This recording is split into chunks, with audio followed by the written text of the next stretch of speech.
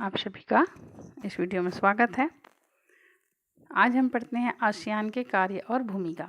इससे पहले पढ़ते आसियान का गठन और आसियान के संगठन के अंग, आसियान में शामिल देश। आज हम पढ़ते हैं आसियान के कार्य और भूमिका। आसियान का कार्य जो है ये हर क्षेत्र में देखने को मिलता है, चाहे वो सामाजिक हो, आर्थिक हो, सांस्कृतिक हो, वैज्ञानिक हो, किसी भी क्षेत्र में हो, हर क्षेत्र में इसका कार्य देखने को मिलता है।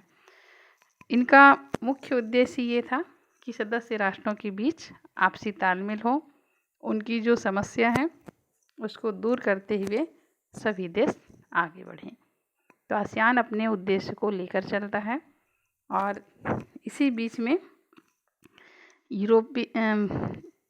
आसियान जो है ये स्वतंत्र व्यापार करने के लिए एक साझा बाजार की स्थापना करता है। यानी आसियान पहला काम क्या किया? साझा बाजार। आसियान में शामिल देश मिलजुल करके साझा बाजार करके अपने देश को आगे बढ़ाएंगे। इसमें निर्यात और आयात और सीमित बाजार का विस्तार करने का इन्होंने प्रण लिया। यानी एक देश से दूसरे देश के सामान को आयात और निर्यात करेंगे। अपने देश में ही जो आसियान में शामिल देश हैं इनके बीच ही बाजार स्थापित करेंगे। तो इससे क्या होगा? इनकी विदेशी मुद्रा की बचत होगी। यानी जो सामान वो दूसरे देश से मंगाएंगे तो मुद्रा देकर मंगाएंगे, तो इससे क्या है? इन मुद्राओं की बचत होगी। ये इन्होंने निर्णय लिया। उसके बाद एक आसियान्टा संगठन की भी इन्होंने निर्माण की।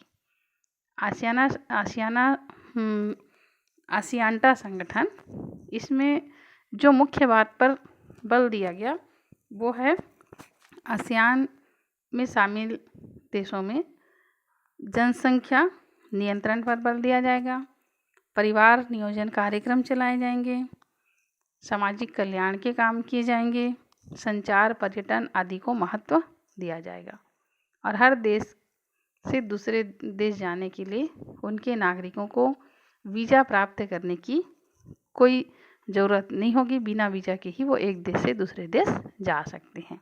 ये इन्होंने कार्य किया। फिर इसके बाद आसियान संधि 2 समझौता हुआ 7 अक्टूबर 2003 को, और इस संधि में जो प्रमुख बात थी कि इस क्षेत्र को मुक्त व्यापार क्षेत्र स्थापित करने का निर्णय लिया और 15 प्रमुख जो वस्तु है इस पर उत्पादक बढ़ाने की बात कही गई, जिसमें प्रमुख रूप से है तेल, सीमेंट, रसायन, उर्वरक, प्लास्टिक लुगदी, रबर का सामान, और इसमें जो तटकर शुल्क रहता है इसको माफ़ करने की भी बात कही गई। तो धीरे धीरे आपस में सहयोग करते हुए आगे बढ़ने लगे। और इसी क्रम में मेघावती सुवर्णपुत्री का ये कथन बहुत सही है कि इस संधि के साथ हम एक ऐतिहासिक घटना के संबंधित गवाह बन गए हैं। यह संधि अगली पीढ़ी और उससे भी आगे की पीढ़ियों के लिए शांति, समृद्धि, स्थायित्व की संभावनाएं लाएंगी। ये आने वाले भविष्य के लिए बहुत बढ़िया संकेत था। आसियान संधि 2 को कोनकार्ड समझौता 11 भी कहा जाता है। इसको याद कर लेंगे, आ सकता है। कोनकार्ड समझौता 11, इस दस्तावेज में, इस समझौते में ये कहा गया कि हर सदस्य राष्ट्र की संप्रभुता अक्षुण्ण रहेगी, कोई देश दूसरे देश के आंतरिक मामलों में हस्तक्षेप नहीं करेगा, और इसमें आसियान देश एक संयुक्त रक्षा समुदाय बनाने की भी बात कही। यानी आसियान में शामिल जितने भी देश हैं इन्होंने संयुक्त रक्षा समुदाय बनाने का संकल्प लिया। लेकिन यहाँ पर इन्होंने ये भी कहा कि ऐसा कोई काम नहीं करेंगे जिससे आसियान में जो शामिल देश हैं इनमें दरार पड़ जाएगा। और इनका एक नारा था, सबकी समृद्धि में अपनी समृद्धि। इन्हें सबकी समृद्धि में अपनी समृद्धि के सिद्धांत का संकल्प लेते हुए आसियान में शामिल देश बहुत तेज़ी से आगे बढ़ते हैं। भारत और आसियान समझौता।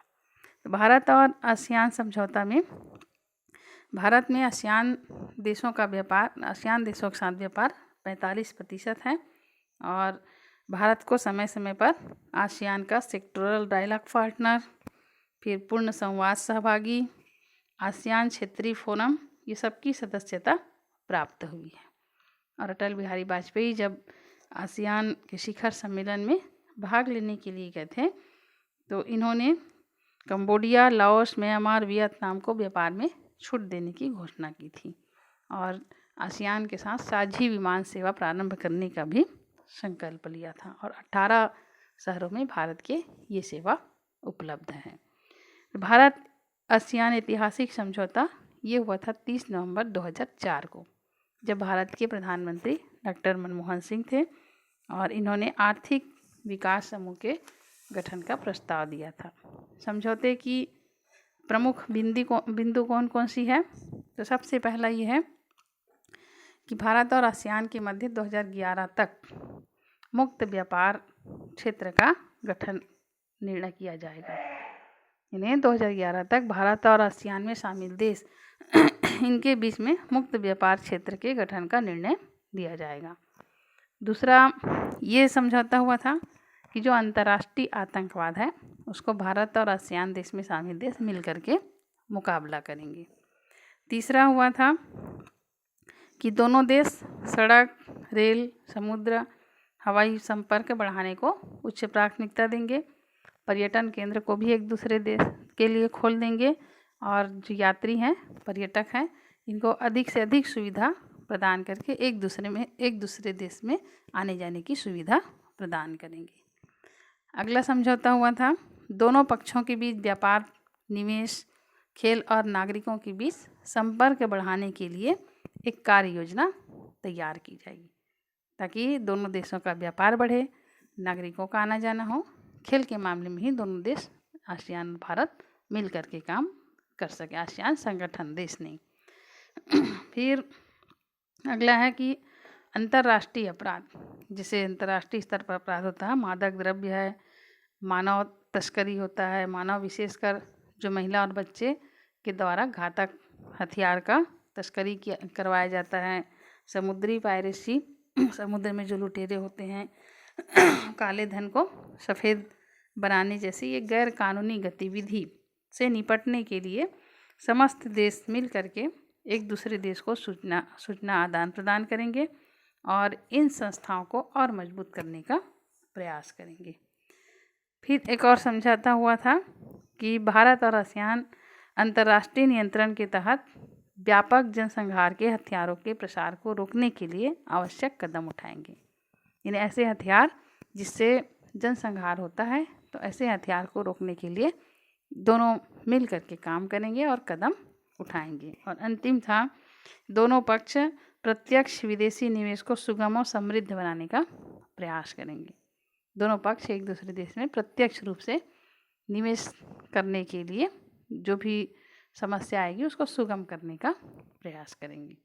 तो ये भारत और आसियान के बीच बहुत महत्वपूर्ण समझौता हुआ था 30 नवंबर 2004 को। इसको बढ़िया से याद कर लेंगे, हो सकता है ये आ जाए।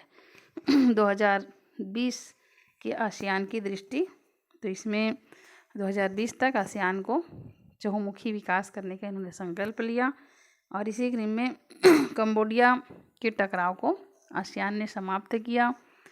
आसियान देशों का साझा व्यापार, साझा बाजार तैयार किया, उत्पादन आधार तैयार भी इन्होंने लक्ष्य रखा और इस पर सफल भी हुए। तो आज आसियान तेज़ी से बढ़ता हुआ एक महत्वपूर्ण क्षेत्रीय संगठन है जो अपने उद्देश्य में पूर्ण रूप से सफल हो रहा है। और अगले वीडियो में हम पढ़ेंगे माओ के बाद में चीन का आर्थिक शक्ति के रूप में उदय कैसे होता है।